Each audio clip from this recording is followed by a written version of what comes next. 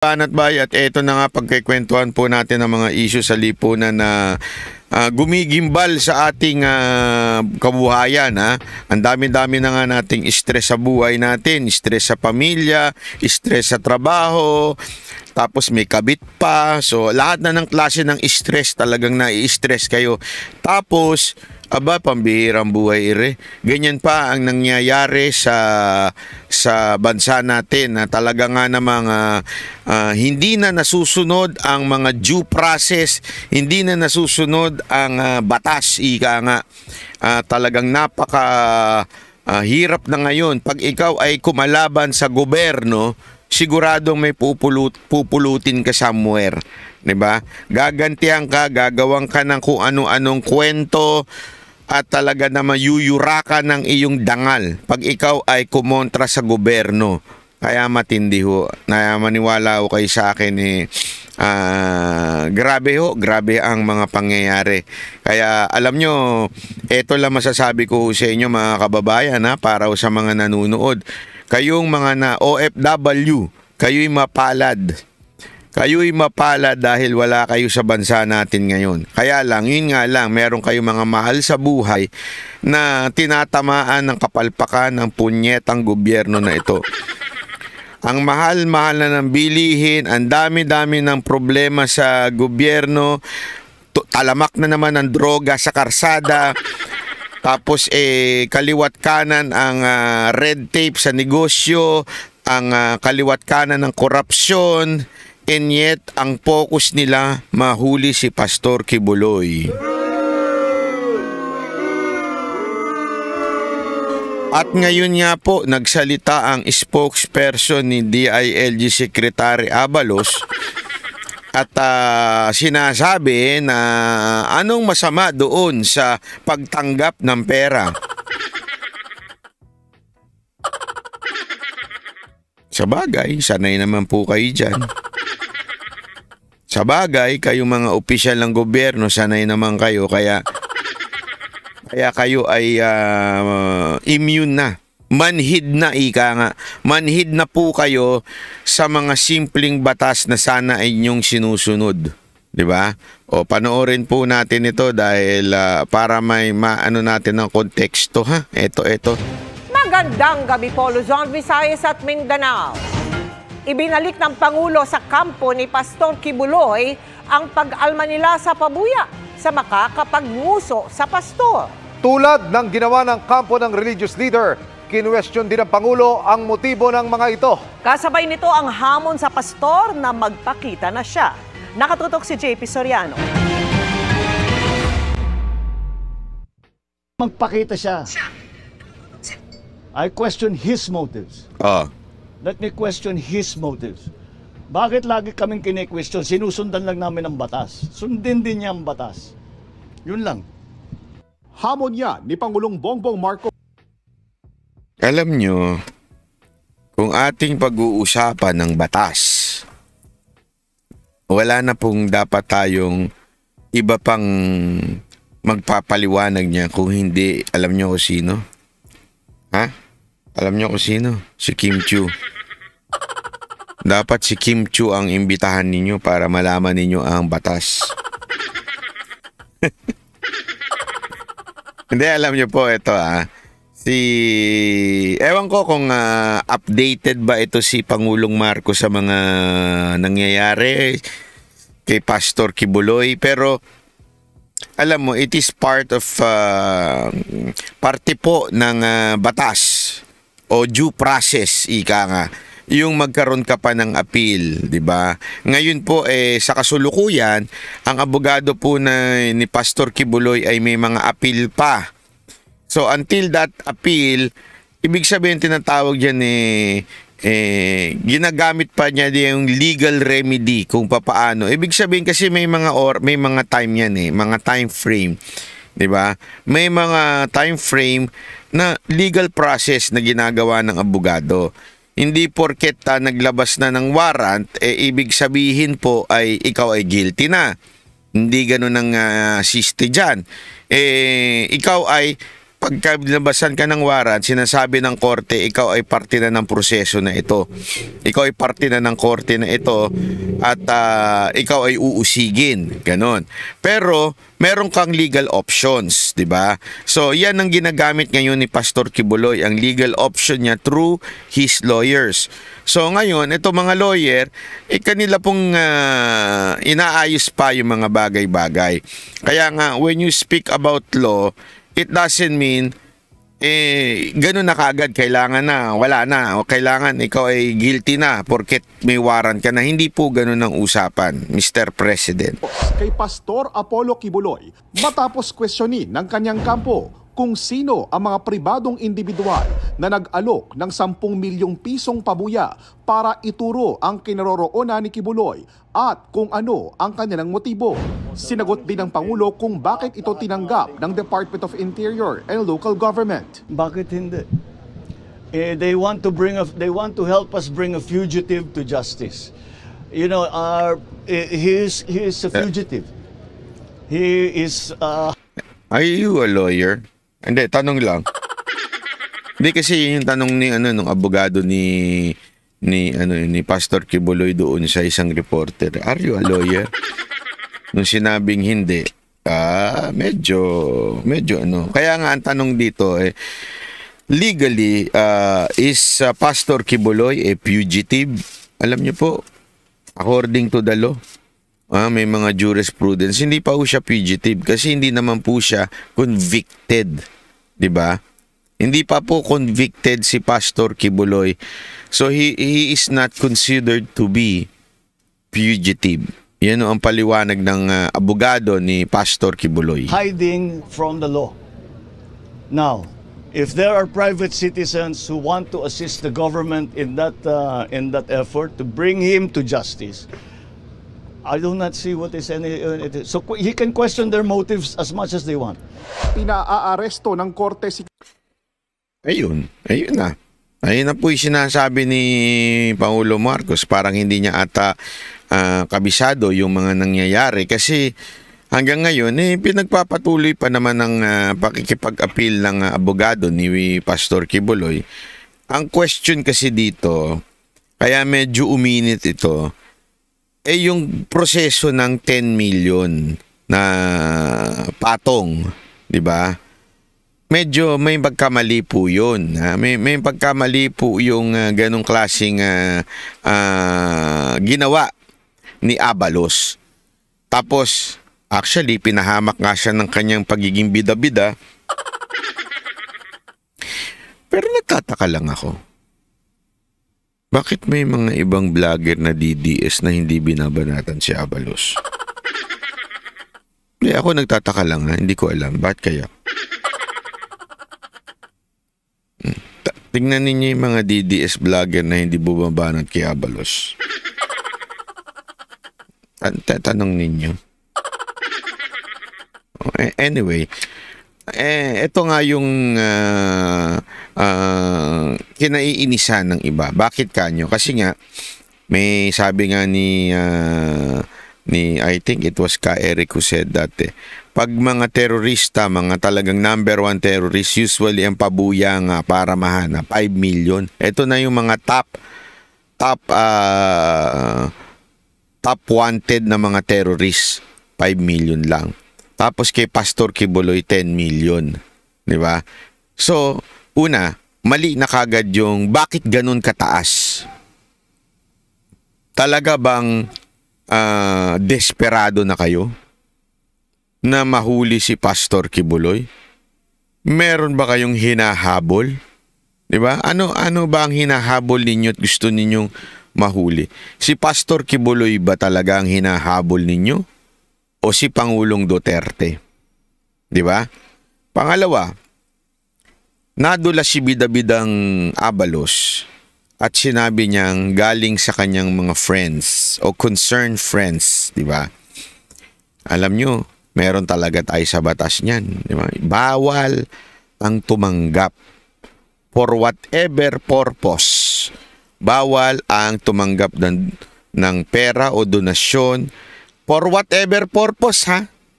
Yan ang nakalagay sa batas. Hindi ho tayo naglagay niyan. Batas po yan. For whatever purpose, bawal ang tumanggap ng pera. Diba? So ano ibig sabihin nito? Bakit tumanggap mula sa private? Sa totoo lang, ang laki-laki ng confidential funds, intelligence funds ninyo. DILG for sure meron yan kasi mga uniform personnel din ang nasasakupan yan. Diba? So meron kayong intelligence funds and confidential funds and yet hindi ninyo ginamit. Instead, humingi kayo sa kaibigan nyo. Ang tanong, sure ba kayo na galing ito sa mga kaibigan ninyo? O baka naman galing ito sa intelligence funds ng DILG o ng kapulisan? Hindi nyo lang sinasabi.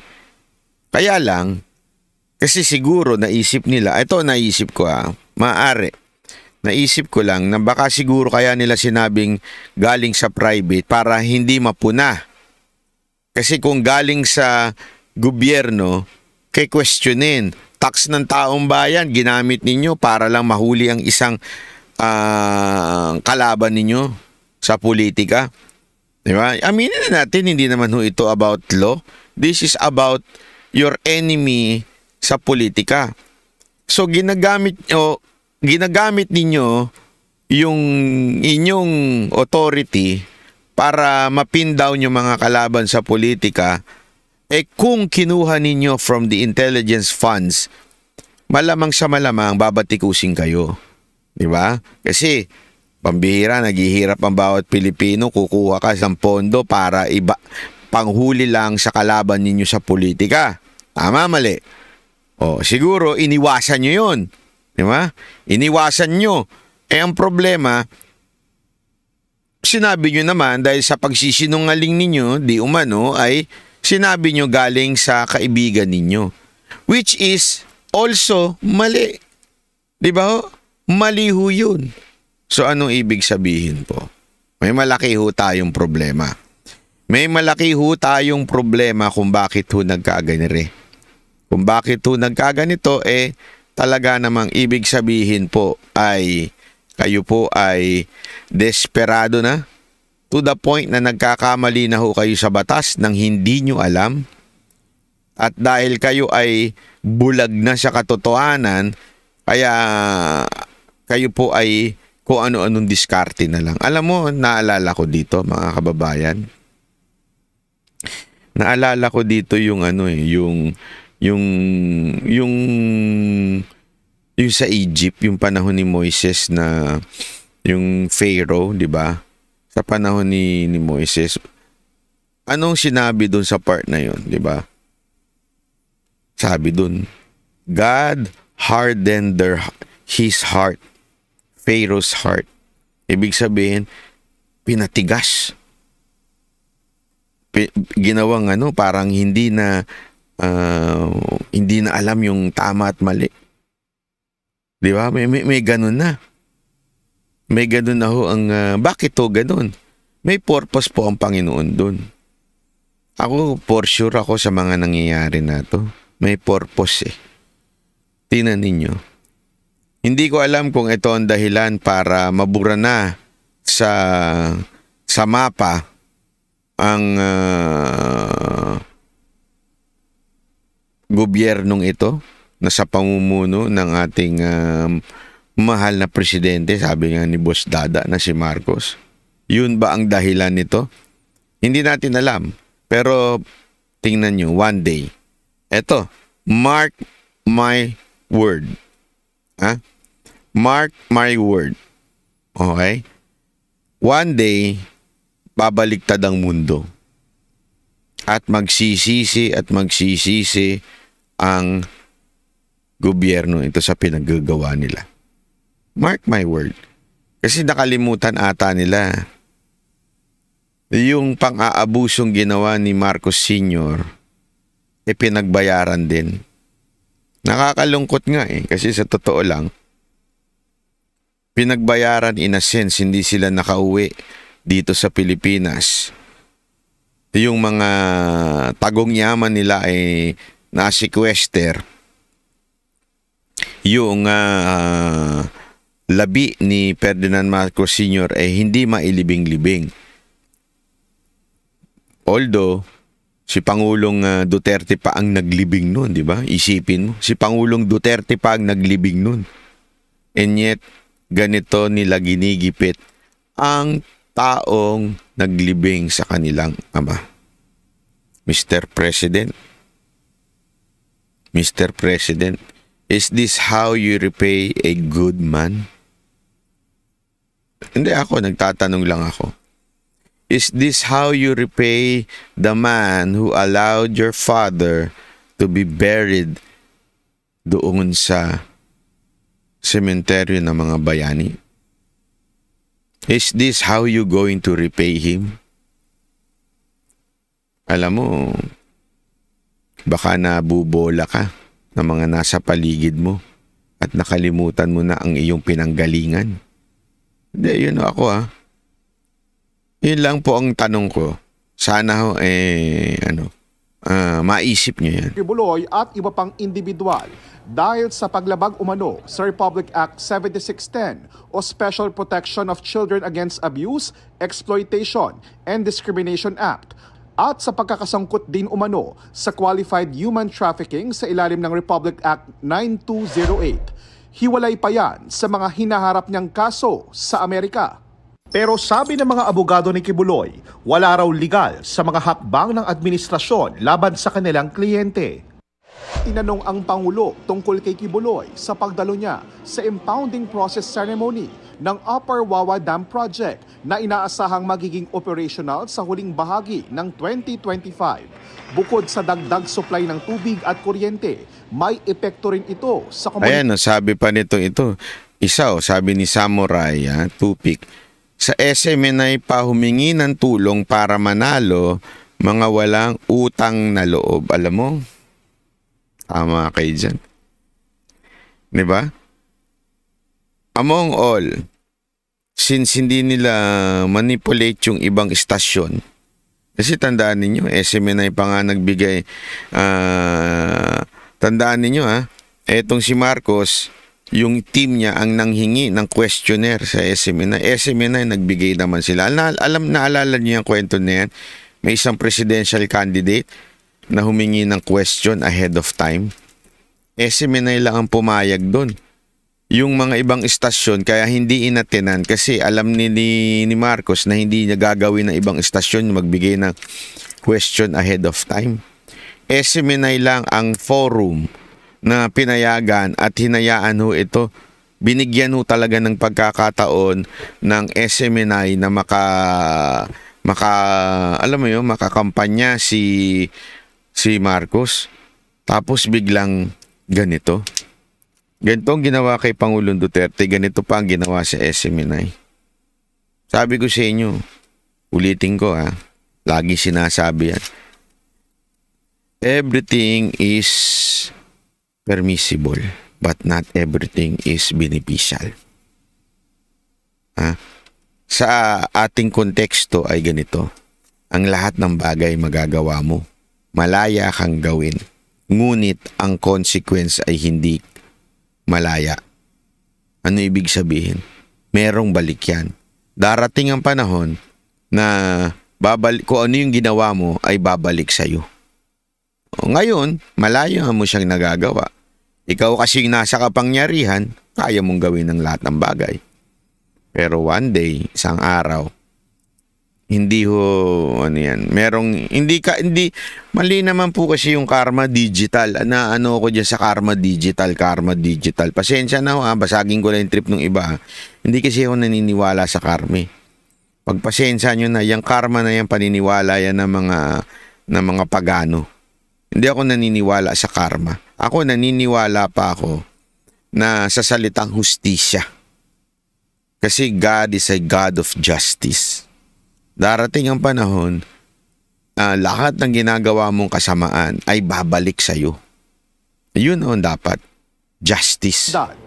The water supply from the Wawa Bulk Water Supply Project is set to increase from 80 million today to 438 million liters per day once Phase 2 of the project of or the Upper Wawa Dam starts its operations the end of 2000.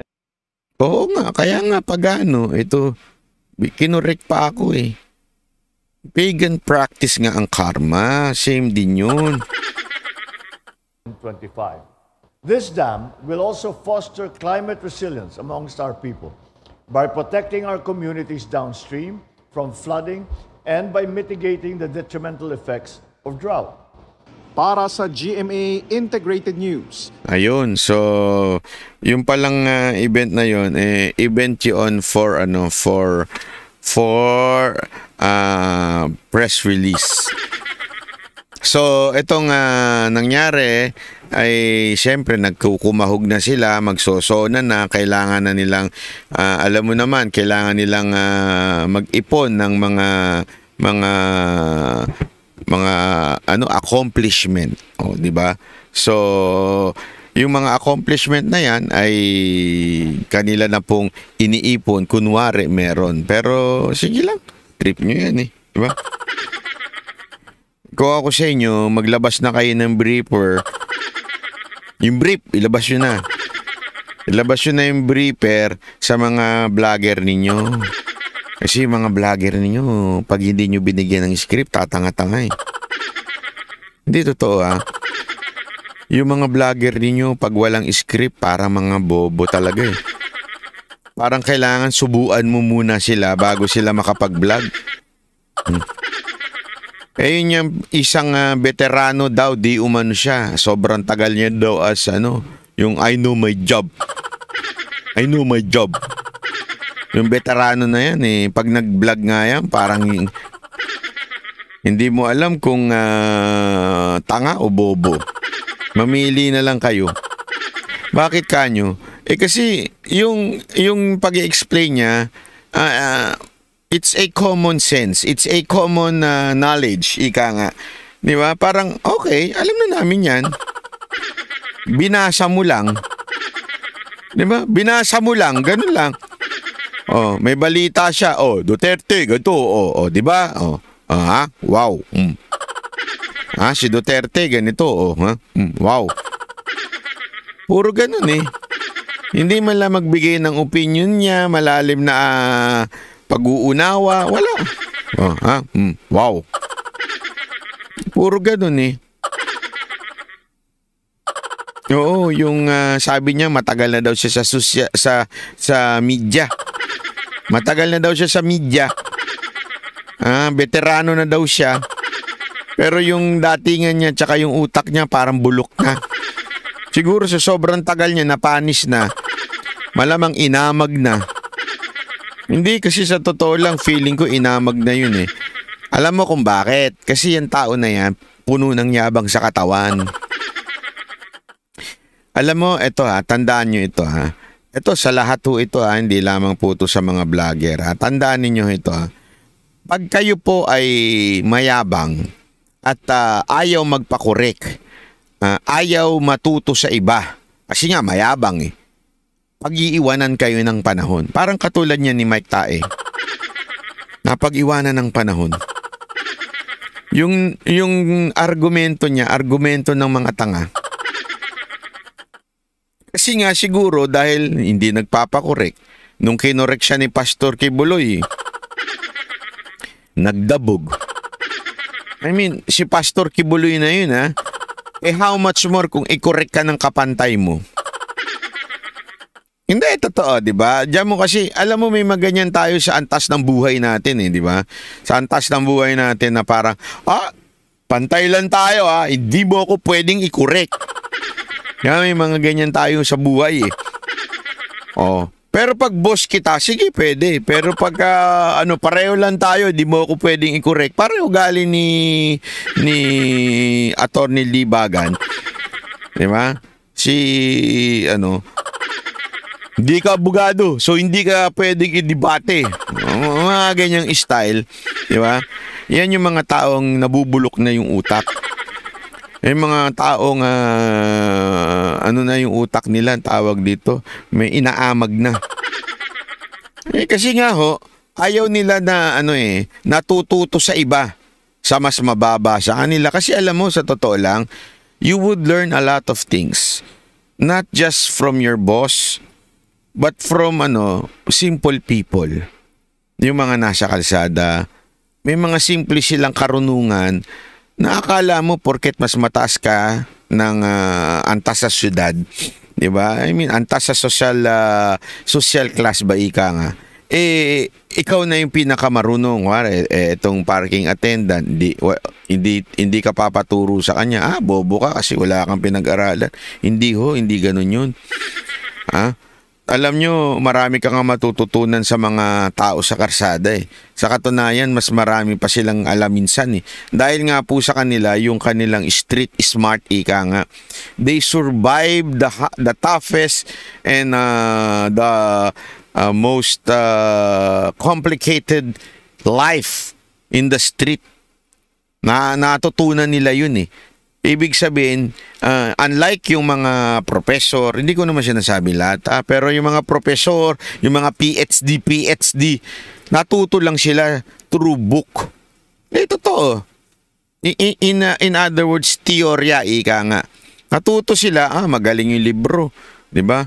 Marami ka. Hindi ako, sa totoo lang, ang dami kong kaklase nung high school na matatalino, magagaling, academics, pinagtatawanan ako kasi dati talaga, aminado ako pagdating sa academics, mahina talaga ako. Ayoko kasi talaga. Sa totoo lang, meron akong ugaling bata pa lang ako, ganito na ugali ko pag hindi ko kursunada yung teacher. I mean yung subject. Pag di ko kursunada yung subject, yung feeling ko wala namang matuturo sa buhay ko. Hindi talaga ako sinisipag mag-aaral eh. Although mali din yun. Pero hindi ko gina-justify. Pero gayon pa man, may mga kaklase tayo magagaling talaga sa science, lahat ng chemistry alam. Lahat ng biology alam. Talagang pagka inano mo siya, pero ngayon, pag nakita mo siya ngayon, nagtataka bakit ganun ang buhay nito. Matalino to nun Bakit ngayon bobo pa rin? Ba't naging bobo? Kasi nga sa sobrang taas ng talino, ayaw na magpaturo, di ba? Di nyo ako sinabihan, naka-live na pala sila, puro ako daldal. It's okay. Alam mo, walang problema na magkasabay-sabay tayo. Wala namang problema yan. Kasi pwede naman, may replay naman eh.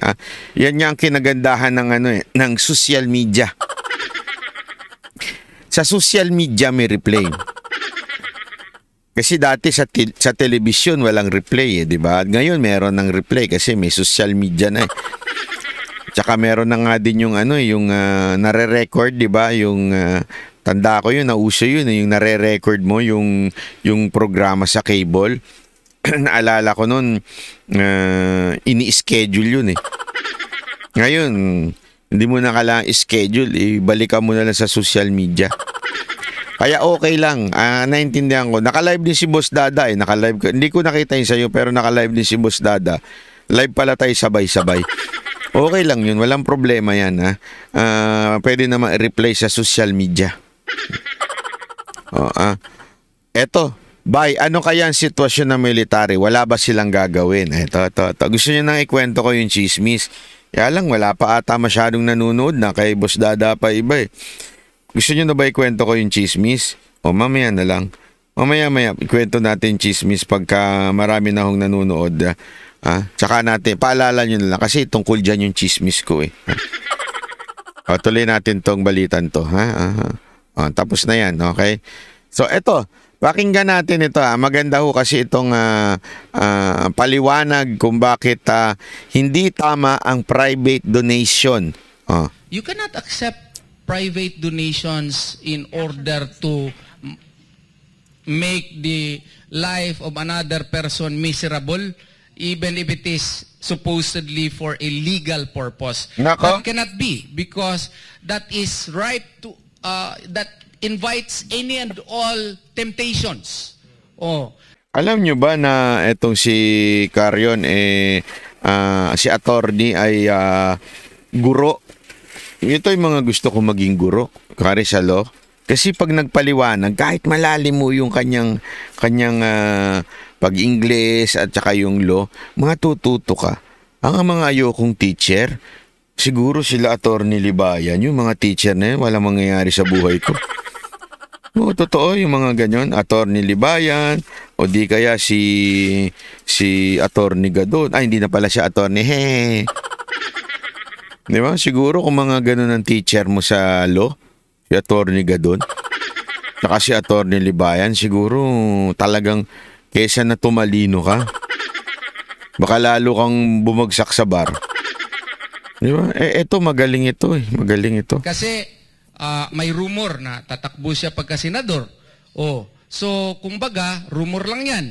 And what would prevent him from to also, I am also accepting donations for the public purpose of the advancement of my senatorial campaign. Of course, that is only a possibility, no? I'm not saying that he is doing it, but the danger that would arise if we would allow that to happen is really there, and that is why Republic Act 6713 is precisely crafted. Correct, Your Honor. I sustain. Naku, tangin, ang galing. Alam mo, sa totoo lang, tama yung punto niya dito, di ba? If we would allow that, diba? If we will allow that kind of system and accepting donation, ang problema, ngayon na may plano siyang tumakbong senador, which is obvious naman. Sabi ko nga sa inyo, ipapuputol ko, wag na, yung kuko na lang, kuko. Ha? Pag hindi tumakbo yan. Isang bagay lang ang ang rason, baka, kaya hindi tatakbo yan si Abalos. Ako alam ko kasi may mga ayoko na ikwento. May mga kinuhang mga propagandista yan Kaya alam kong tatakbo yan tapos matindi pa ang niyan, ang ginagawa niyang pagbida-bida sa social media, sa media, kahit nga ho, 'di ba, tong pati yung sa teleserye sinalihan na, kaya alam mong tatakbo yan, obvious na obvious. Kung ngayon nga tumatanggap na siya ng private, ulitin natin private money for the capture of Pastor Quiboloy. Paano pa kaya yung pagdating ng panahon? 'Di ba? Na siya ay tatakbo ng senador. Hindi kaya siya nangongolekta ngayon? 'Di ba? Hindi ba siya nangongolekta? Hindi natin alam, In order to curtail any and all such possibilities. Alam niyo yung curtail. Yun yung In fact, yeah. Curtail, yung ginaganon sa likod ng ng window nyo, curtail. With the question po na pwede ba yun, the information is different or yung the crime alleged is rape tapos biglang iba na forfeiture or confiscation of property, which is hindi naman siya kasali sa penalty, hindi talaga siya tama legally. Because even sa Constitution, it is already enshrined in our Constitution, it has guaranteed our right, especially of the accused, the right to be informed of the cause and nature of the accusations against him. Itong Objection, Your Honor. You sustain. Ikaw na nga yung nag-object, ikaw pa yung nag-sustain. Ang labo ni Bonat. nangyari sa atin kasi, ibang allegations, iba yung information, iba na din yung penalty, which is not in the revised penal code. In fact, kung na-mention nga yung playbook, di ba, based ito sa USA, ang nangyari, ganun din yung attempt. I-confiscate, i-freeze, i-seize ang properties ng Kingdom of Jesus Christ. But the crime is against the allegations, these false and founded lies is against Pastor. However, they failed. Alam mo isipin mo, tama talaga Akala ko ba ang allegations pang-aabuso? Akala ko ba ang allegation is rape? Akala ko ba ang allegation bakit i-freeze yung mga gamit? Yung mga property? Bakit ganun ang gustong gawin? I mean, ganun ba dapat ang nasa batas na pag ikaw ay inakusahan na bilang, halimbawa lamang, ikaw ay inakusahan na mamamatay tao, i-freeze ba yung gamit mo?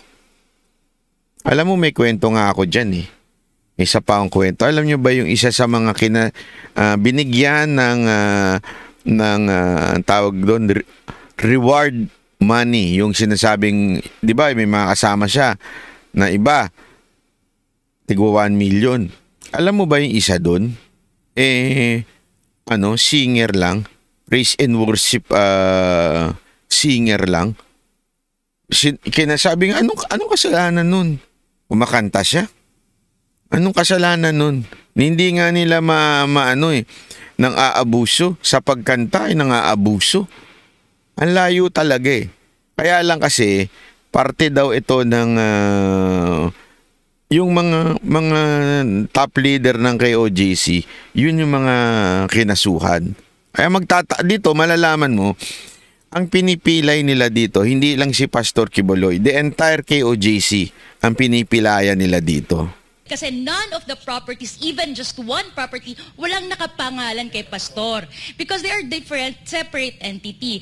And even here in the Philippines, there's already a clear distinction, separation of church from the state. Diba? So kaya nga, that is inviolable.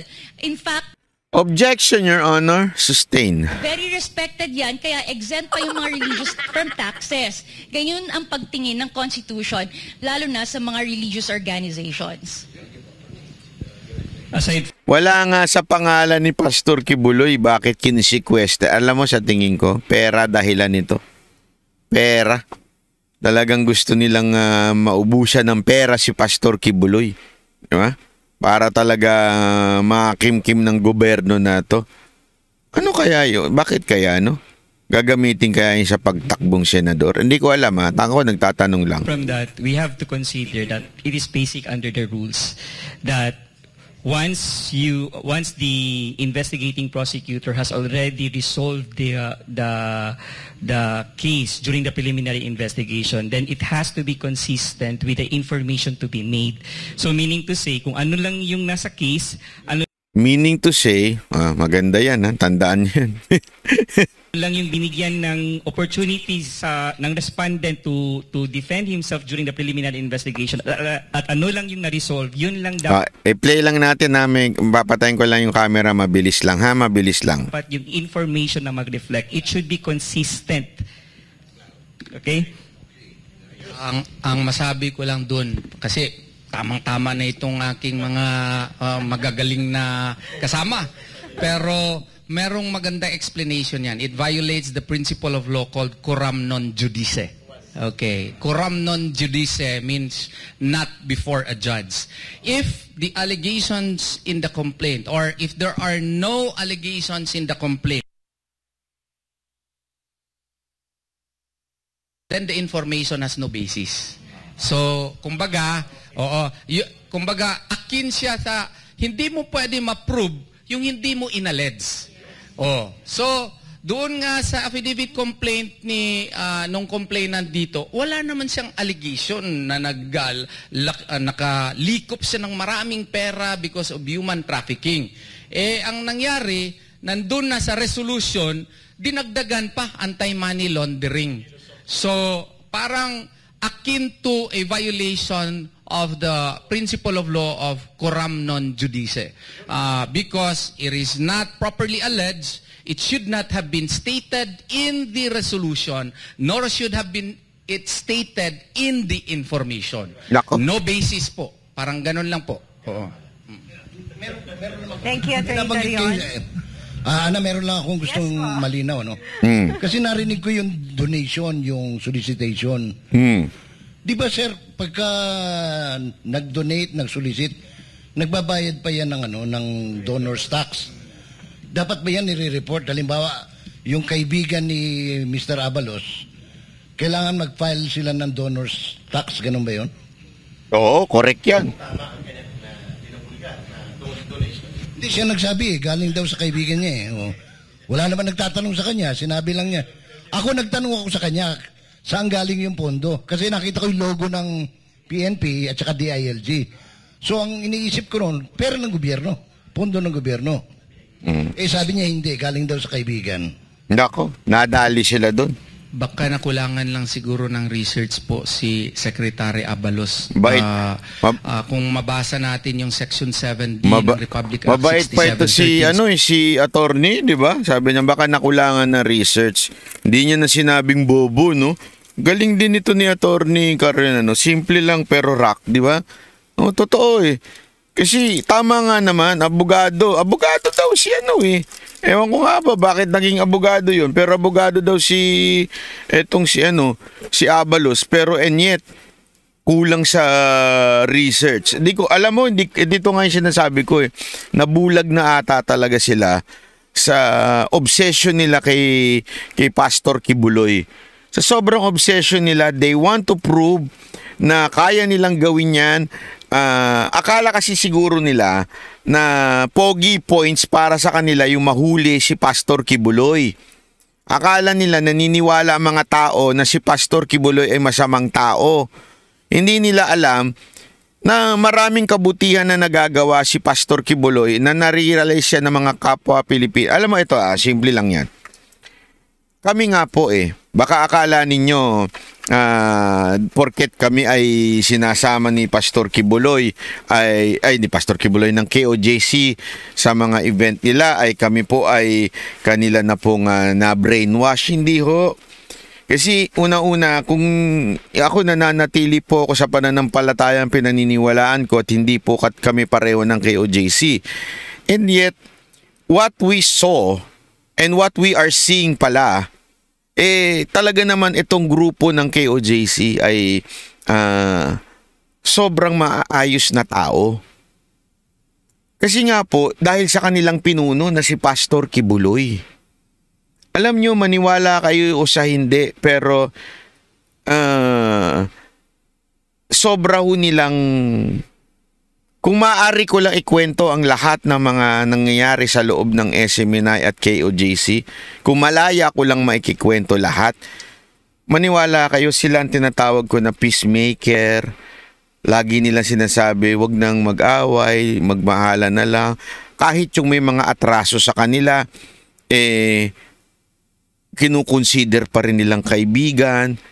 Ibig sabihin, yung kabutihan mo na yon na makikita mo sa mga membro, anong pinagkaugatan nun? Dahil yun ang pangaral ng kanilang pastor. Di ba ho? So yung pala, makikita mo na kaagad na etong obsession ni Abalos, na hindi niya, akala niya siguro maraming galit kay Pastor Kibuloy dahil doon sa malalang sinasabi nila kay Pastor Kibuloy na kesyo ganito, na alam natin, ultimo nga, di ba, yung witness ni Ontiveros na nagsabi ganito, wala na. Bakit kanyo? Kasi nga, puro sabla yung mga pinagsasabi. Yung record na kesyo nandun daw, nanakit daw, wala na siya sa kingdom nung time na yun. So alam mo nila na palpak yung mga yun, and yet they thought na pag nahuli namin ito, magiging pogi points kami. Ito si Abalos, kaya ganyan yan, kasi tatakbo yan na senador. Kaya ganyan yan, na gusto niya mahuli talaga, idadagdag niya sa credential niya yan. Hahatid ko ang justice. Alam mo, Secretary Abalos, pagbalik-baliktarin mo, palpak ngayon ang crime sa ating bansa. Lumala ang krimen sa Pilipinas. At ikaw ang pinuno ng DILG. Nasa ilalim mo ang PNP. Bakit pumalpak ang krimen sa Pilipinas? Lalong umaangat ang krimen. Ang pumalpak ang peace and order. Ibig sabihin, palpak ka, Mr. Secretary. Secretary Abalos, sablay ka, palpak ka. Ang tagumpay lang sa'yo ay yung merong kang TV series na nasalihan. Yun lang ang accomplishment mo. The rest, puro kapalpakan ang ginawa mo sa gobyernong ito. Simulat sa pool pa lang, from Bantag, from Tebes, ngayon kay Pastor Kibuloy, lahat ng ginawa mo dyan ay puro kapalpakan. Ultimong yung nahuling droga, yung sa checkpoint, kapalpakan mo yan. Diyan ka nagbida-bida sa presidente, muli yung numerong ibinigay mo. Napahiya tuloy ang presidente dahil sa'yo. Ikaw ay palpak. Kahit anong gawin mo, pagkuha ng mga vlogger, kung palpak ka. Kahit ano pang gawin mo. Ulitin ko, kumuha ka naman ng sobrang daming vlogger, kahit basta palpak ka talaga. O hindi mo na mababago yan. Ayusin mo trabaho mo. Swak na swak talaga siya because whatever may be your intention, it may be motivated by good faith or whatever, you cannot accept private donations in order to make the life of another person miserable, even if it is supposedly for a legal purpose. That cannot be because that is right to that invites any and all temptations. Kasi may rumor na tatakbo siya pagka senador. So kumbaga rumor lang 'yan. And what would Hindi yun rumor. Totoo yun. Attorney, totoo yun. Prevent him from to also I am also accepting donations for the public purpose of the advancement of my senatorial campaign. Of course, that is only a possibility, no? I'm not saying that he is doing it, but the danger that would arise if we would allow that to happen is really there. And that is why Republic Act 6713 is precisely crafted in order to curtail. At saka ganito na lang mga kababayan. Eto, makinig kayo. Kung sekretary siya, ginawa niya yan, tumanggap siya ng donasyon for whatever purpose. Okay? For whatever purpose, and he is not being transparent. Kasi ganito sasabihin niya, kasi justification nila, hindi naman sa amin napunta yung pera Hindi naman donasyon yan sa akin Donasyon yan para to reward money. Di ba? Yun ang pwedeng kanilang argumento. But still, dumaan sa'yo. Ayaw mo sabihin kung sino nagsabi, kung kanino galing. Paano namin malalaman na yan lang talaga yung sa pera na idinonate? O yan lang yung talagang perang ibinigay? Kung ayaw mo sabihin kung sino yun. Diba? Sabi nga nila, dapat may donor's tax yan O ibig sabihin, you're not being transparent in receiving something for a reward. Paano kung sakasakaling mas malaki pa pala? Since hindi ko, tanong lang naman.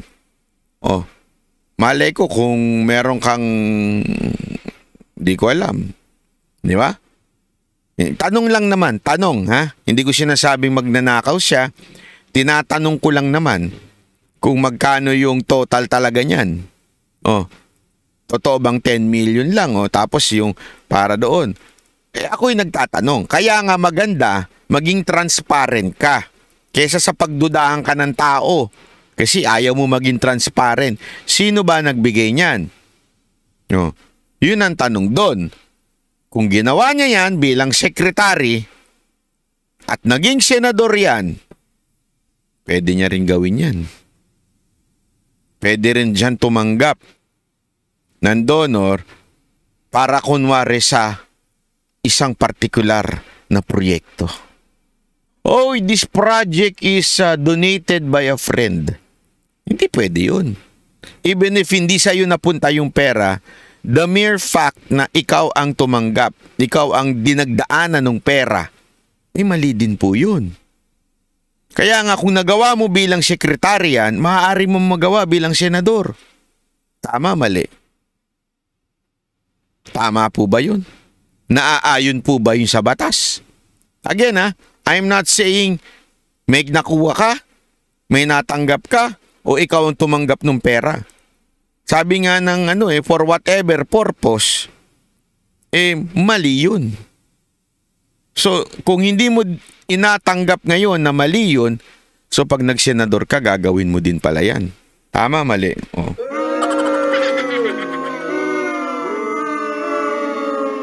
And all such possibilities. Oh, di ba? So, grabe ang Mayor Ferrari, oo nga eh. Si Mayor Ferrari, isa pa yan. Ang lakas ng loob na sabihing galing lang sa friend ko. Di ba? Ang lupit talaga. Kaya nga, alam nyo mga kababayan, ha? Nakakalungkot pero ito na ho talaga yung panahon na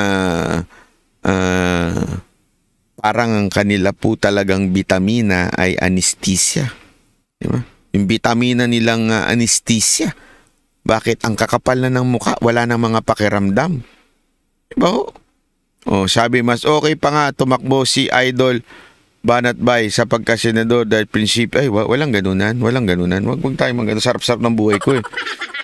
Wag naman yung ganon eh. Wag na.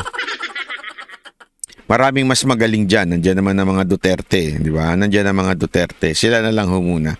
Wala. Muna. Uy. Muna. Hindi. Biro lang. Ito. Ito. Ano to? Ito. Kayo mismo yung yurak sa parameters ng batas na sinet mismo ng Estado. So, batas ay batas. Tama yung sinabi ninyo. At ang may kasalanan... tamos, diba? Sabi ko sa inyo, dapat nyo talagang imbitahan dito si Kim Chiu.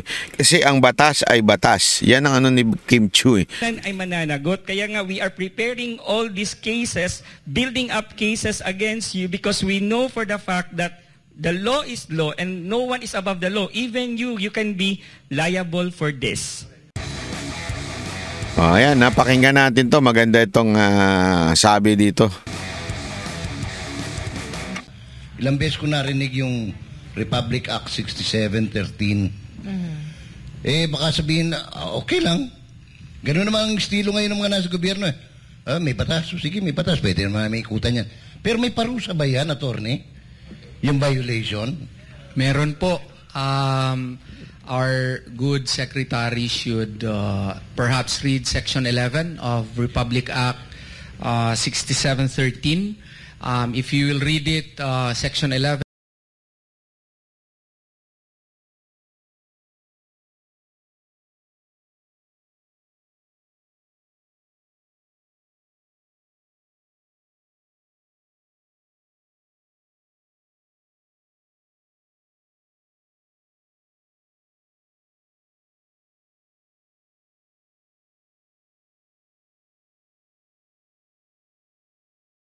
Nakamute pala.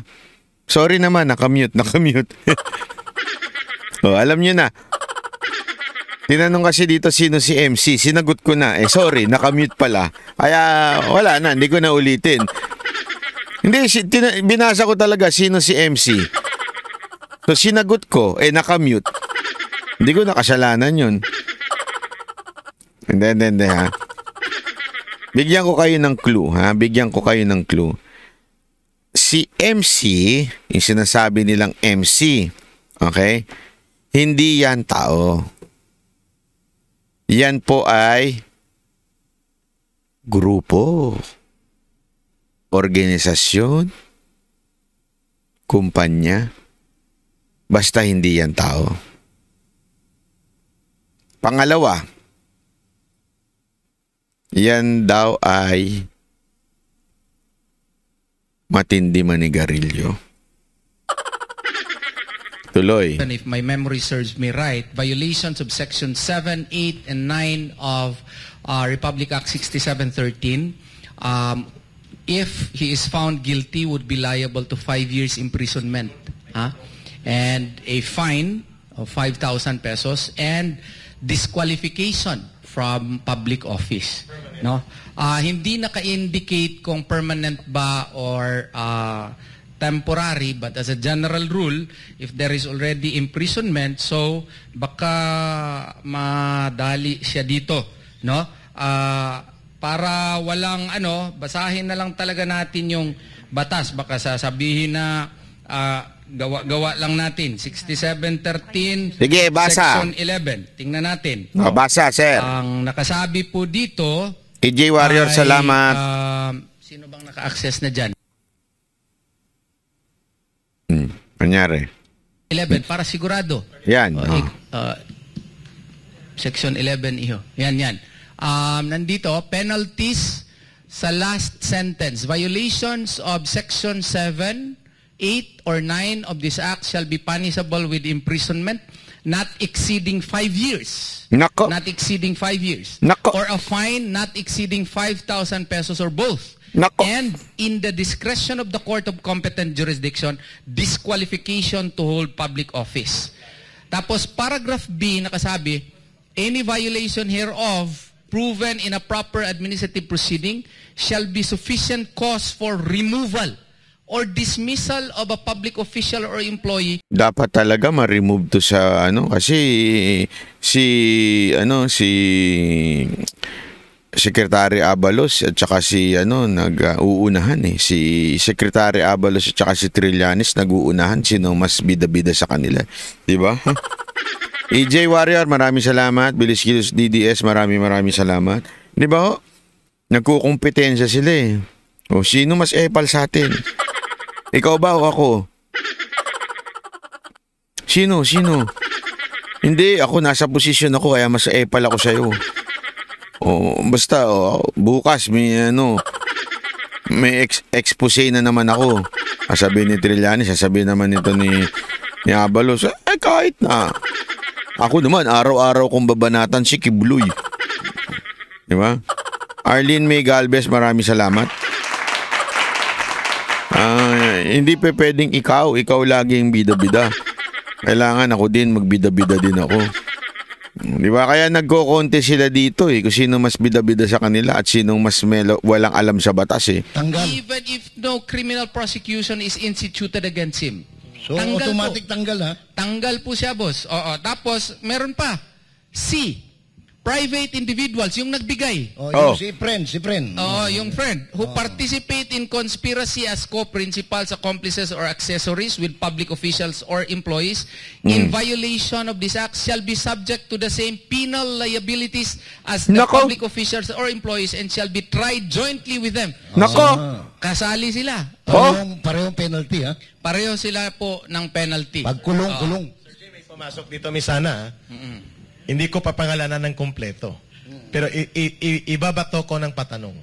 Secretary Abalos, parang dapat ka na mag-impake bukas. Bakit? Kasi even absence of prosecution, the evidence and the commission of the crime by your play of bounty, patong-patong sa ulo ni Pastor at sa mga leaders and ministers of Kingdom of Jesus Christ, no need na kasuhan ka when the evidence are already very clear, mag-impake ka na. Huwag mo nang antayin sipain ka ni Marcos Jr. sa pagiging Secretary of the ALG. Very clear. Yung batas. Abogado ka, mahiya ka. Kasi pwede kang madisbar dito. Ito ay gross ignorance of the law at hindi ka dapat binigyan ng lisensya bilang abogado kung hindi mo alam ito. So mag-impake ka. Itong tanong, sino si MC? Nako. Sino si MC? Nako. At ang first name ni MC ay Manny. Sino siya? Siya bang friend? Ito daw ang real kingmaker, hindi si Vic Rodriguez. Sa gobyerno ni Marcos, lalo na pagdating kay Abalos. Nako. Sino si Manny?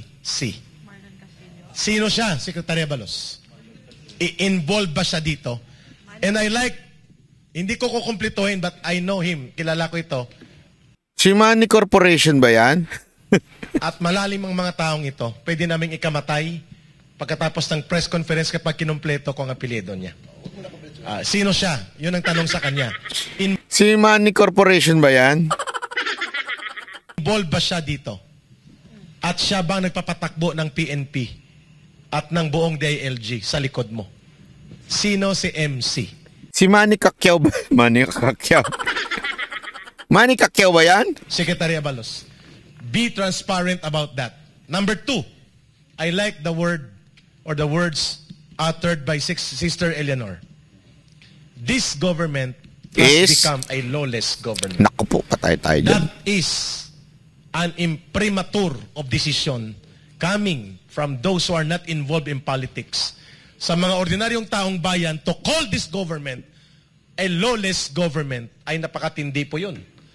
Why? Secretary Abalos, dapat ka mag-resign. Kayo ni Marbil. Bakit? Number one, inilagay po ninyo sa napakadelikadong kalagayan ang buhay ni Pastor Kibuloy, ng mga ministers ng Kingdom of Jesus Christ, ng kanilang mga pamilya at Alam mo kasi may problema dito talaga eh. Alam mo, dapat Abalos umamin ka na dito. Medyo sablay ka dito eh. Yung pabuya, pwede yang gawin pag yung isang tao guilty na. Guilty na tapos hinahanap na ng batas talaga. Hindi pa ho guilty. Hindi pa convicted si Pastor Kibuloy. Kahit alam mo, kaya nga good luck dito kay Abalos eh. Kung pag ito talaga kinasuhan, yari ito. Kasi ako naniniwala pa rin ako sa sa justice system natin sa Pilipinas. Ako malaki pa rin ang paniniwala ko na marami pa rin po tayong matitinong husgado at maayos po na mga korte. Kaya ito pag kinasuhan ito, yari ho ito. Kasi bakit mo ilalagay ang isang tao na hindi naman convicted sa alanganin? Tandaan ninyo, ang laki ho nito. Eh kung ikaw, si Raulo ka talaga, baliw ka, di ba? Kailangan mo ng pera, magiging vigilante ka na.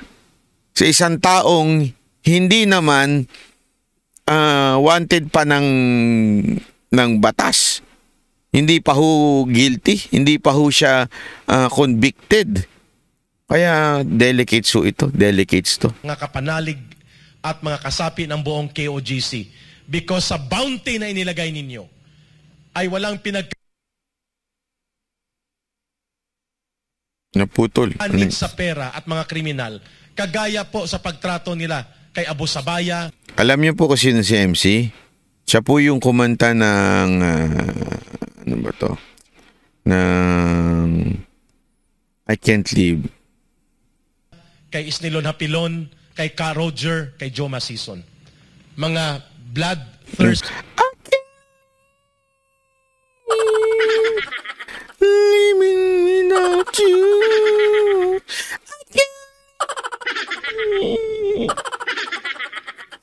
Criminal and terrorist ng bansang ito. Kapariyo na po sila sa kanya. Mas mahal pa po ang ulo ni Pastor Kibuloy, Benhur Abalos, kay Ka Roger, 5 milyon lang. NPA chief spokesperson ito patay na. Si George Madlos, 5 milyon lang. Chief ng NPA sa buong bansa at notorious na terorista sa buong Mindanao, sa buong Pilipinas. 5 milyon lang po ang pinatong noon ng gobyerno. Pero maraming mga kaso yon na involved sila sa mga terorismo. Si Pastor hindi. Ngayon ang tanong, bakit delikadong buhay ni Pastor at dapat hindi na siya lumantad talaga sa ilalim ng Marcos government na ito at pati ng mga ministers na pinangalanan, sina Sister Ingrid Canada and the rest of the ministers at pati ang buong buhay ng namumuno ng Kingdom of Jesus Christ kasi ang bounty is equivalent without declaring a shoot to kill order. Fair game ka. May bounty ka na eh. Sabi nga ni Atty. Torion, most wanted ang kategory nito. Notorious criminal ang pagtrato kay Pastor Kibuloy. Mag-impake na po kayo. Secretary Abalos, nakakahiya. If you cannot reveal who is Manny C., who is MC, then impake na po kayo. Sino kaya itong si Manny, no? Si Manny C. Manny Kokyao? Manny... Ano kayang pangalan itong Malacanang corruption? Grabe. Daming alam ni Ka Eric eh. Ka Eric, sino ba yan? Ito po ang totoong nagpapatakbo ng opisina ninyo at ng PNP. Ito po ang nireklamo ng mga general sa PNP. Sapagkat siya pong nagdedesisyon sino mga general ang ilalagay sa pwesto. Nako. Including ang nangyayari ngayon kay Pastor Kibuloy. Yari ka na naman dyan sa mga akusasyon mo, Ka Eric. Ka Eric, ang bibig mo kasi. Hindi, to si Ka Eric talaga, matapang to. Matapang to, tsaka maagang magising. Laging on time. So nakikinig pa at nagsusubaybay sa press conference na ito, mag-post po kayo sa Facebook niyo. Tanungin natin si Secretary Abalos, sino si Manny C? Sino? Ang itanong nyo sino si MC wag si Manny C Itanong nyo sino si MC? Ano si MC? Anong papel ni MC? Siya ba ang pinanser mo, si MC? Siya ba ay mahilig manigarilyo, si MC? Si MC ba ay yung may atraso dati kay Pangulong Duterte at pinarusahan ni Pangulong Duterte? Si MC ba yun? Tama na, Banat Bay, mahuhulaan na. Tama na. Nangako ka, hindi mo pwedeng sabihin. Sige na nga. Anyway, ayan iba pang balita. Ito. Matinding balita to. Grabe kaganina to. Pinangalanan na ng PAGCOR sa Senate hearing kanina ang dating cabinet official na konektado mano sa ni-raid na Pogo Hub sa Porac, Pampanga.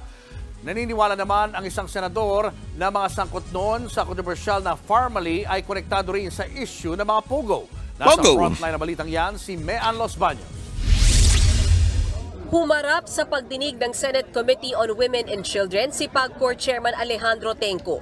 Pinatawag siya ng Senado matapos niyang sabihin nung nakarang linggo na may dating cabinet secretary na naglobby para sa ilang Pogo companies. Kwento ni Tenco, nakipagpulong sa kanya si dating Secretary Harry Roque noong July 2023. Kasama si Cassandra Leong na representative ng Pogo Company na Lucky South 99. Reklamo daw ni Ong ang paniningil sa kanila ng PAGCOR ng utang na umaabot sa $500,000. Paliwanag daw ni Ong, wala silang utang. Ito alam mo, ito kinukunik na naman nila kay Roque. Ito alam nyo kung bakit? To destroy the Dutertes. Ito kasi mapakalinaw ito. Sinasabi lang nila ito dahil gusto nilang i-connect ito. Alam naman natin si Roque sinusuportan si Pangulong Duterte at isa ito sa mga matitinding bumanat sa gobyerno ni Marcos. Kaya itong kanilang ginagawa na naman ng istorya. Kita nyo to wala namang problema Tandaan nyo, sinasabi nung mga balita, opisyal ng gobyerno. Dating opisyal ng gobyerno na nilalabi. Ang dating pa talaga ay talagang nasa gobyerno pa siya. Ano naman, ito sabihin na nating totoo yung sinasabi nito mga ulul na to. Ano naman? Abogado siya. Ang abogado would represent anyone. Hindi kailangan na ito po ay mamili kung sino yung gusto. Guilty ba o hindi? Hindi. Trabaho nila. Abogado sila Ray DC, maraming salamat kilala ko po si MC pero secret muna. Sige, secret na lang muna. Sige na. Abogado siya at nangyari ito 2023. Hindi na opisyal si Roque. Okay? At ang isa pang malinaw dito, Mercy Mariano, salamat po. Isa pang malinaw dito ay hindi naman po illegal yung ginagawa nila. Nagtataka nga po yung Chinese dyan kasi nagbabayad daw sa PAGCOR. Pero, bandang huli, siningil din sila. Ibig sabihin, may kumatkong sa loob ng PAGCOR. Humingi lang ng tulong kay Roque kasi siguro, kaibigan niya si Roque, humingi ng tulong, tapos may kakilala si Roque sa PAGCOR, kinausap yung PAGCOR, Sir, ito naloloko kasi may middleman na binayaran tapos tila tinakbo yung pera. Tanungin ko kayo, masama yun? Diba? Masama po ba yun? Na tumulong ka sa isang kapwa mo tao dahil niloko siya. Dahil nga may pumagit na kesa na binayaran ng diretso sa PAGCOR, kinatkong. Masama po ba yun? Kung tinulungan mo yung tao makalapit sa gobyerno? Wala. Pangalawa, may personal interest ba yun? Hindi naman na siya public official? Wala. Pangatlo, may kapangyarihan pa ba si Roque to influence PAGCOR? Lalong wala. Alam mo kung bakit? Oposisyon siya Oposisyon po siya. Paano niya sana kung kunwari, ang mga Duterte ang nasa gobyerno, ang nasa presidente si Duterte, tapos hindi man opisyal si Roque, lumapit siya. May tinulungan siya. Kasi nga, supporter siya ng pamahalaan. Baka pwede pang makulayan. Ito hindi naman Oposisyon ka nga Tumulong ka lang kasi kaibigan mo yon at tinulungan mo lang at sinabi mong, ay, naloko ito sabi ko nga sa inyo is there something wrong with that? Wala. Is Pogo illegal? Hindi. O anak kayo ng puta, anong ginagawa ninyo? Anong sinasabi nyo dyan Again hindi ko po sinasabi yung PAGCOR dito Yung PAGCOR, sinabi lang naman niya yung totoo. Totoo naman yung sinabi ng PAGCOR. Sabi pa nga ng PAGCOR nung tinanong sa kanya, binabraso ba siya ni Roque? Hindi naman daw. Sino nagpapalala nito? Walaan nyo kung sino. Yung may virus.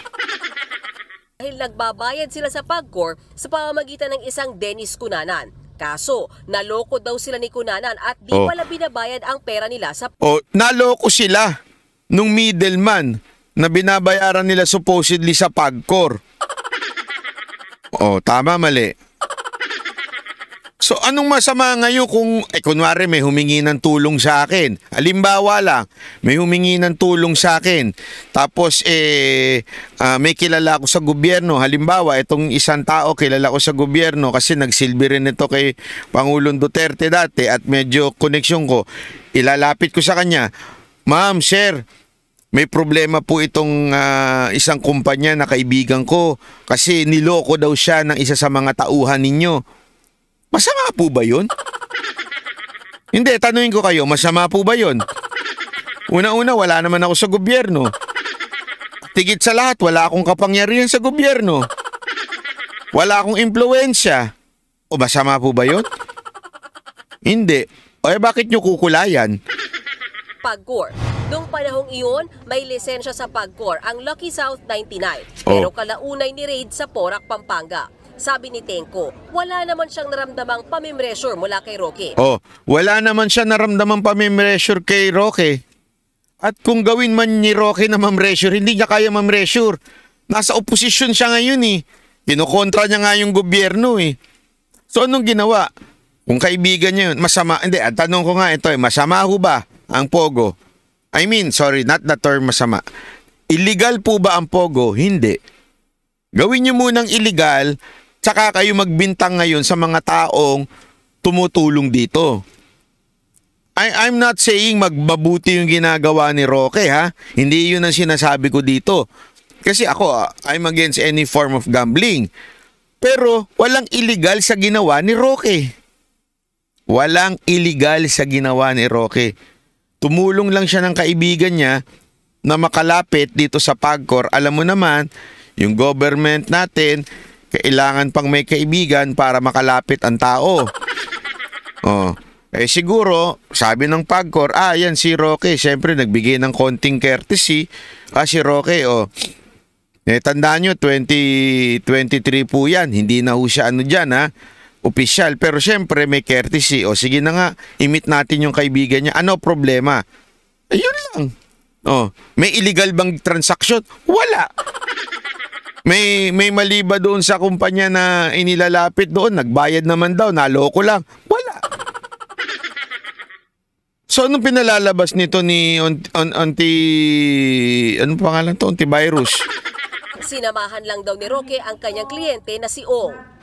Wala namang, hindi siya nagsabi na dapat bigyan nyo ng permit. Walang... eto si Binay. Porket talo ng Binay, kay Cayetano na pahiya ka, bumabawi ka ngayon sa ibang hearing. Pahiya ka na Pinagpipilitan niya. Wala bang pinilit? Wala ba? Aminin mo. Meron, di ba? Meron. Walang ganung demand. As for me, ma'am, wala po talaga. Wala.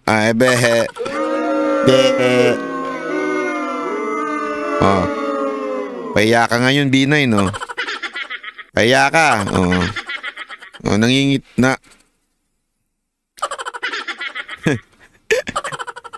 Pahiya to si Bina no? Bilang po siyang please or thank you, ganun lang naman po. Sa akin din po, Yes, ganun, Chair Senator Tenko. Binay. Hindi po siya naman namamwersa. Sabi nito ni Grace, pakinggan natin ni Gracie Usuan. Banat Bay, hindi nagsimula ang connection ni Roque sa Pogo nung pumunta sila ni Ong sa PAGCOR noong 2023. Panahon pa ni Digong may connection na siya. So, tanong kita, ano ngayon kung may connection? Ang tanong, may illegal ba silang ginawa? Hindi ko pinagtatanggol yung Pogo I don't like Pogo. Pero ang tanong, illegal ba o legal ang Pogo? Di ba legal? Pangalawa, ginamit ba ni Roque yung paglapit during Duterte's time? Wala. Ang binabanggit dito 2023 na May sinabi ba dito na before 2023 nilakad niya ito? Wala. Anong pautot mo? Ano yung sinasabi mong kabobohan? Panahon pa ni Digong mo, may connection na. Ano naman, masama ba magkaroon ng kaibigan na taga-Pogo? Hindi, di ba? Hindi, tanongin kita, may masama ba na kaibigan akong taga-Pogo? Ang masama, may bangag akong kaibigan. Tapos hindi ko ni sinuplong. Kasi illegal ang bagiging bangag, nagtutulak ng droga, ganun. Hindi ko sinuplong, yun, masama yun. Pero yung legal naman, legal naman ng Pogo hanggang ngayon Bago ka humirit, gawin mo munang illegal ang Pogo. Sino ba may sabing illegal ang ginawa ni Roque? Ang sinasabi ng PAGCOR ay si Roque ang umareglo para sa PAGCOR. Binago mo ang kwento. Umareglo? Karirinig mo lang, di ba? Ano sabi? Ako pa nagbago ng kwento. Eto nga, karirinig mo lang. Ano sagot? Wala namang kaming naramdaman na puwersa galing kay Roque.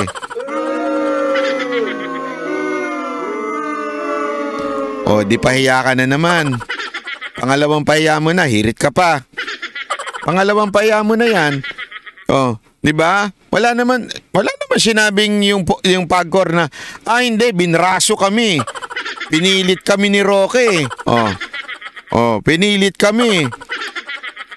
At saka una-una hindi naman sinabing umareglo. Sumama nga daw siya.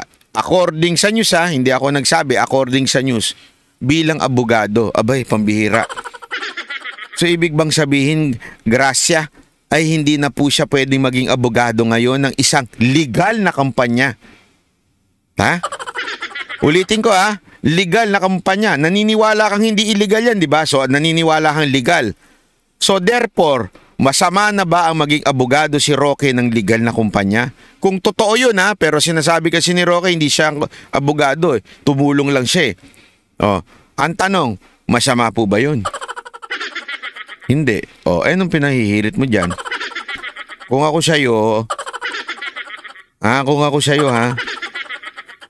bumalik ka na lang dun sa maghugas ka na lang ng pinggan. Balikan mo na yung trabaho mo. Nakikiusap po siya. At very light po naman ang mga conversation namin. Kanino galing yan? PAGCOR. Very light. Wala namang pakiusapan, wala namang Very light lang. Di pahiya ka na naman. Kasi matuto kasing mag-research. Matuto kasing mag-research.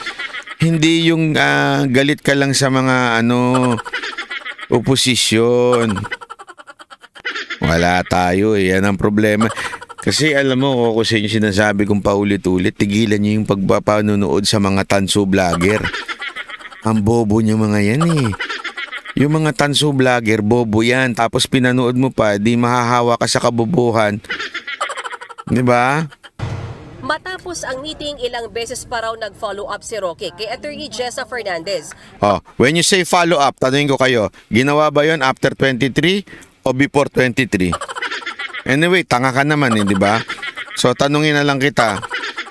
Pag sinabi mo nag-follow up si Roque, after yun ba ay after 2023 o before 2023? Baka mamaya patalikod yung pag-follow up mo Oh. Di ba ang pag-follow up, ibig sabihin after noong 2023, nag-follow up siya? So after 2023, ang tanong doon, official pa ba si Roque niyan? May impluwensya pa ba siya sa gobyerno? Wala.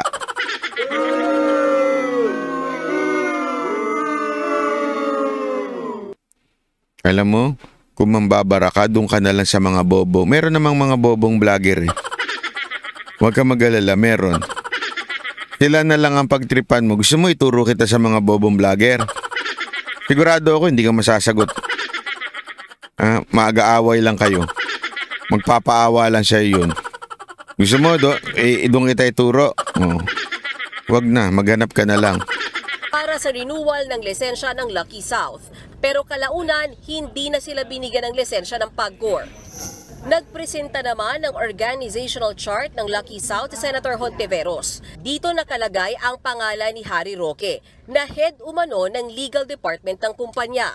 Bagay na kinumpirma rin ni Tenko dahil ito rin umano ang sinumite ng Lucky